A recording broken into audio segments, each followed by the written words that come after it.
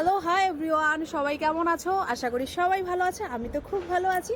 এখন আছি আমাদের খোলা আকাশের নিচে, আমাদের ছাদের উপরে। অনেক দিন আগে তোমাদেরকে দেখিয়েছিলাম আমাদের বাড়ির সবজির বাগান। তো আজকে চলো দেখাই আমাদের বাগানে কি কি হয়েছে। চলো চলো চলো চলো। প্রথম দেখাচ্ছি আমাদের বাড়ির সবজি বাগানের ফুলকপি। দেখো অনেক সুন্দর হয়েছে কিনা। আগে যখন আমাদের বাড়িতে গাছ লাগানো হয়েছিল তখন তোমাদেরকে দেখিয়েছি, আর এখন দেখিয়েছি আমাদের বাড়ির ফসল হয়ে গেছে। কত সুন্দর দেখতে পাচ্ছ।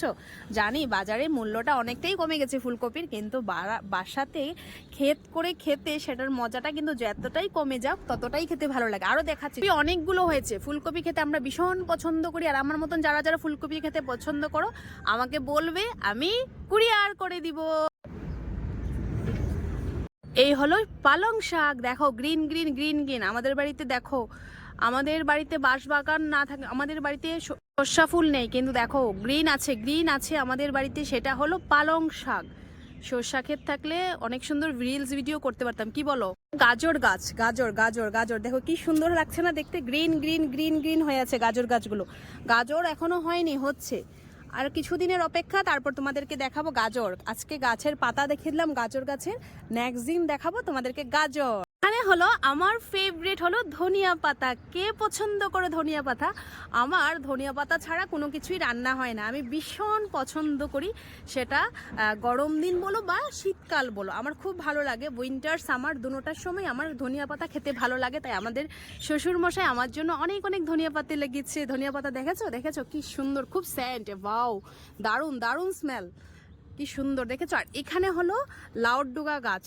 তো সেই লাউডুগা গাছকে মশারি দিয়ে রেখেছে, কেন কি সেখানে এসে পাখি এসে লাউডুগার গাছগুলোকে কি করে কেটে ফেলে, তার জন্য সেই গাছগুলো আর বড় হতে পারে না।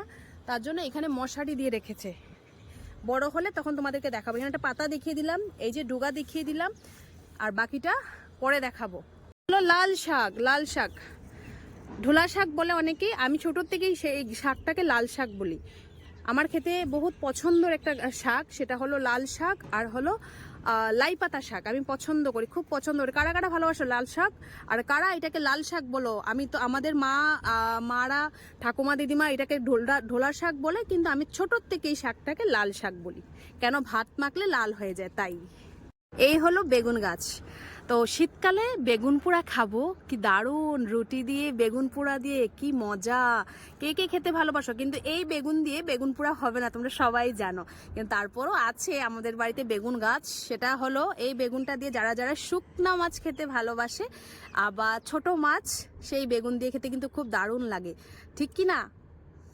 লাস্ট আমাদের ক্ষেতের সবজি, সেটা হলো লাই পাতা শাক।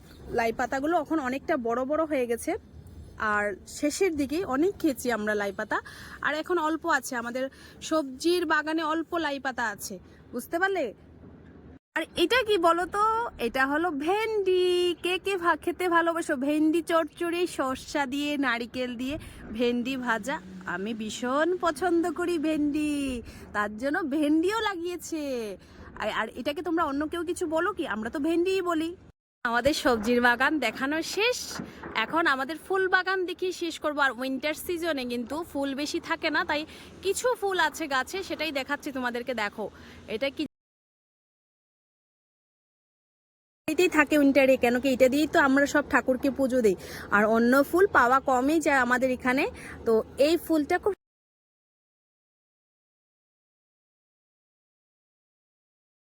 এটাই আছে।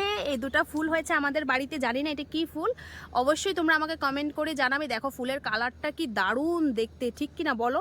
খুব দারুণ। এরকম ফুল যদি পুরো গাছে হয় খুব ভালো লাগবে। জাস্ট দুটো হয়েছে তাই তোমাদেরকে দুটাই দেখালাম। আর আজকের জন্য এখানে বিদায় নিলাম ফুল বাগান আর সবজির বাগান দেখিয়ে। অবশ্যই তোমাদের অনেকটা পছন্দ হবে আমিও জানি। তো তার জন্য লাইক কমেন্ট শেয়ার করতে একদমই ভুল